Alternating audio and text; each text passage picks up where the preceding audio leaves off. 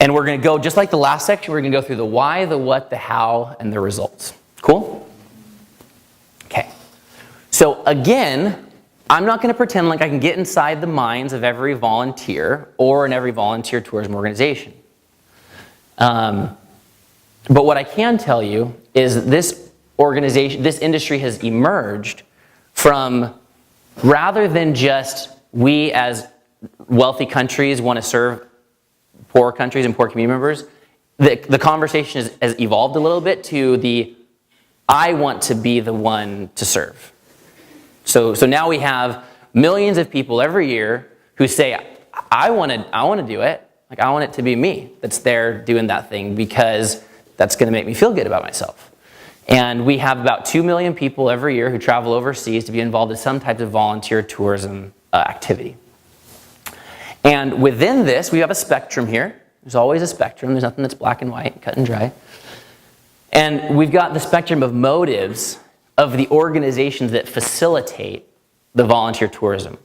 Now, there are, and I want to go on record for saying this, there are some great organizations that have very genuine motives. They know that there's volunteers out there that want to serve abroad, and they are committed to doing their best to help volunteers get connected to the right service opportunities that are going to be sustainable in the long term and provide the volunteer with a positive experience. They're the minority. If you search right now, volunteer in Africa on Google, some of you might even have your computers open right now, volunteer overseas, you're going to see the first 2 or 3 pages on the Google search results be highly commercialized websites. They're great at marketing because their focus is on making a profit. They're focused on using the fact that you want to serve overseas as a cha-ching, because there's going to be a transaction there. And so again, like development work that's focused on developing things and stuff, if there's a lot of money that's floating around, then all we have to do is just follow that money to find out where some of those motives are. So this is why the volunteer tourism industry has evolved. Okay, so what is it? Let's get very, very simple here for a second. And we're just going to again, this is where one of the simplest generalizations comes in. We're going to put all development organizations into 2 categories. Those that are focused on development programs. These organizations ask the question, what do the communities need? How can we carry out development work that's going to serve the needs of the communities? Okay. This other bucket that we're creating is the one that's going to be focused on the volunteer. What does the volunteer want? What does the volunteer need? What's going to make the volunteer want to sign up for our program? What's going to make sure the volunteer says good things about our program? Okay, so what is it? Well, it's actually created a whole nother category of international development work that's focused not on the community, but on the needs, the wants, the interests of the actual volunteer itself. So let me tell you a story. Daniela Poppy is a gal that I've got a lot of respect for. She tells a story of one of her first experiences as a volunteer overseas, and she actually runs a volunteer tourism company. So I have a lot of respect for what she has to say, because she has a lot of very critical things to say about the industry, which could potentially be dangerous, because that's the organization that she runs, is volunteer tourism. And she tells a story about one of the first times that she was in Cambodia. She, again, like so many other volunteers, you show up, you assume that the work that you're going to do is going to help to solve the needs of the people that you're working with. You've got these great aspirations, like you save the money and you tell all your friends and family and they help you raise the money, and you take a semester off of school, and the list goes on and on and on. You put all this energy into it. And you get over there and you get handed a paintbrush.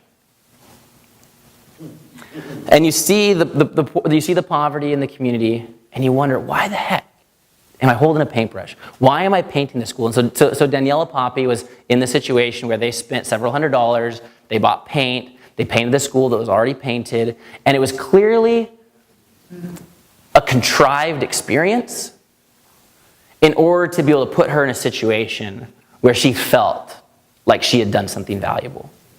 And she wasn't very excited about this, as you might imagine. And neither are thousands and thousands and thousands of other volunteers who are put in very, very similar situations. And I actually was in Uganda about a year ago and met an Italian group that had been painting a school for like 2 months. Okay. And when I think about what they could have done in facilitating conversations about childbirth, which could save lives. Or teaching community members how to write a business plan so they could be able to maximize the profit in their business, so they could be able to better take care of their children, or maybe put a little bit of money aside so that the kid that's not going to school can go to school next year. All these really powerful things that a volunteer could actually do on the ground. And I see they're painting school, they're painting a fence, they're digging a trench that didn't need to be dug there, they're doing this, that, or the other thing. They're teaching children the same English lesson week after week after week because you have a new volunteer that comes in and takes that spot, teaches the same English lesson, gives them a t-shirt, takes a picture, leaves. The next week a volunteer follows that same thing, and these kids aren't being educated. When you see all this stuff happening, it really gets upsetting and it really gets frustrating for myself and obviously for those that are part of it. So that's what, okay? How does this typically go down? Well, I'll give you a very realistic perspective of if you were to plug into volunteer tourism, what would happen? First, you get marketed to. And they would tell you that there's this poor community on the other side of the world and they need you.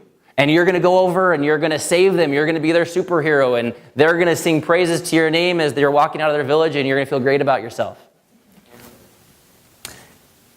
Quickly after that marketing pitch, you're going to be addressed with some type of enrollment fee and there's going to be a transaction. You're going to pay several $1,000s, not including your airfare, to be able to go and so you can have the privilege of doing some type of volunteer experience. Next, you're going to find out there's no skills that are required. Yeah, just show up, you'll be fine. As long as you got that credit card thing and just put in your numbers, like, we'll take care of the rest. Okay. What are the implications here? I mean, if somebody is maybe in need of CPR and you haven't been trained with the skills to implement CPR correctly, like, it might be a bad idea just because you have this desire to help. If you don't actually understand what might help and what might hurt, it's better to kind of not, you know? If somebody gets a big gaping cut in their arm and there's an emergency room, down the road or so, be like, oh no, I've got this really great emotional desire to help you, so let me stitch you up. It's going to be great. If you haven't been trained and educated in some things that can be highly sensitive, then you probably shouldn't be doing those things. And what is more sensitive than communities that are living on the edge of poverty, right? Where daily life is a struggle for survival, where poor advice or poor counsel could lead to their detriment in a way that you can't even imagine. No skills required. Okay.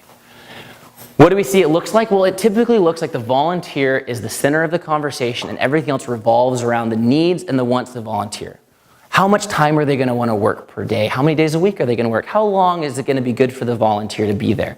The real needs of the community is shoved off into the periphery and talked about last, if at all. Typically short term, real development work is based upon developing relationships and using those relationships to help people to be able to make positive change in their life.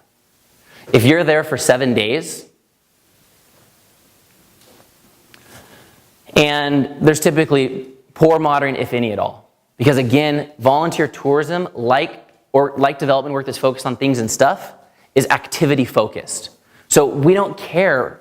In fact, we don't even want to look at what the impact is going to be. Because as long as we can take the picture and put it on our next marketing piece, then we got it. I challenge you to find a volunteer tourism organization where on their website, rather than talking about what type of activity you're going to do, talks about the impact that past volunteers have made. Okay? Because that's the only thing that we care about. What else matters? So this is kind of how volunteer tourism would play out. So what are the results? Okay, well, I didn't want to be like totally negative and say there's no pros, so I put some pros in here.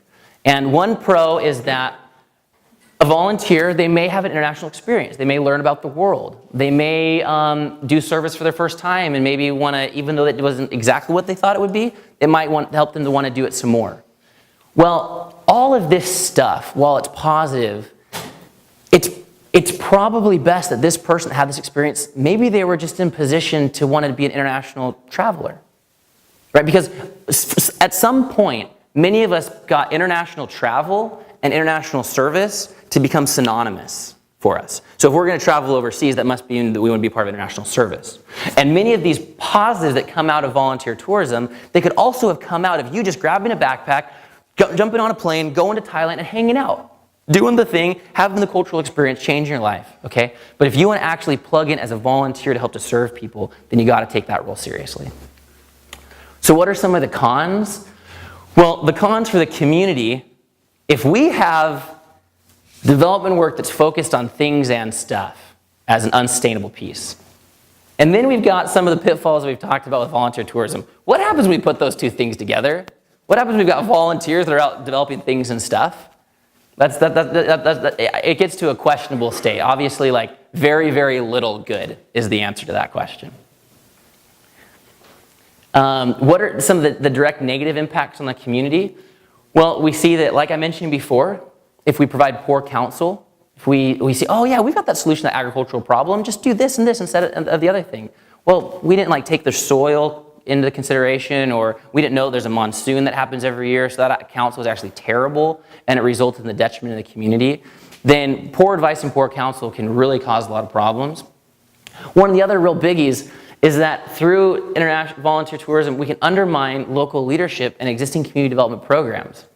Every community wants to be able to have their life better. And what you're not going to see at the surface is that community is having conversations about things that they can be doing to be able to improve their conditions. And think about like a real life example where you're involved with helping to create something good, and then somebody else comes from the side and they've maybe got a little bit more of a flashy message, or they've got some more money to pay out. Well, quickly that's where the attention is going to go. So you've got local community members who are saying, we've got to be able to increase our farming techniques.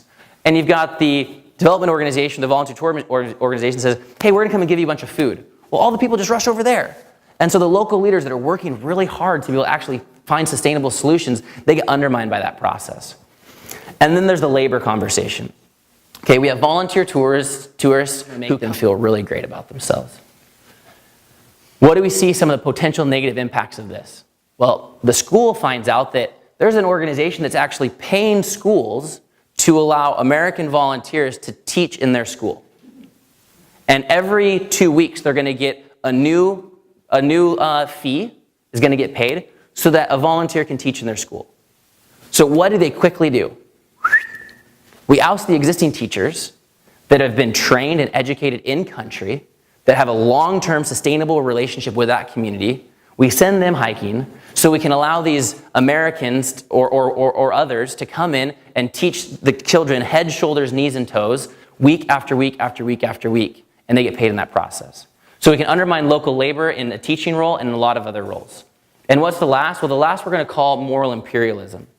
This is the only academic term that I'm really throwing on the slides tonight. And that just basically refers to the fact that we kind of believe because we're richer, because we're wealthier, because we're more successful, that we're probably smarter. We probably work harder. We've probably got things figured out a little bit better than these poor people. And so we unfortunately carry that attitude oftentimes with us as volunteers, and that can have a negative impact in the communities that we work with. And again, it can reinforce some of that other stuff that we talked about before. Okay. And what are the cons for the volunteers? Well, the volunteers can have unmet expectations and they can become quite frustrated. Okay. Like I said, they saved a lot of funds and resources to have this experience. And then when they're on the flight home, they think, I just spent $7,000 to do what? And that doesn't feel very good. And again, let's talk about this conversation again. What did we do with the volunteers?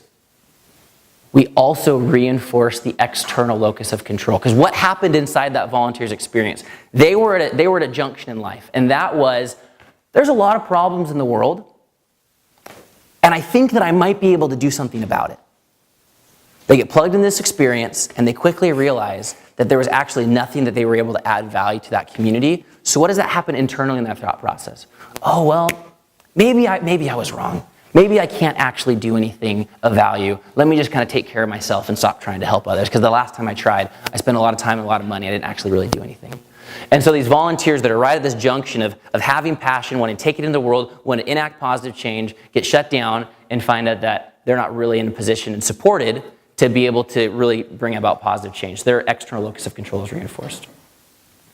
And this brings this conversation of what's broken in volunteer tourism.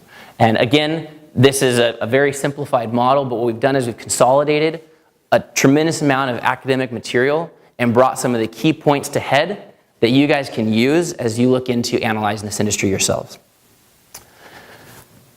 In the next section, now that we've talked all about these problems, we're going to be able to go, and I bet you guys are probably ready to start to hear what some of the solutions might be. Maybe what some of the positive stuff are. Maybe we might be feeling we're getting beat down a little bit with some of these negative messages. So I can't wait to be able to share with you what is working and what can actually be done to create a sustainable impact for people who are living in extreme poverty. But first, we're going to take a short break.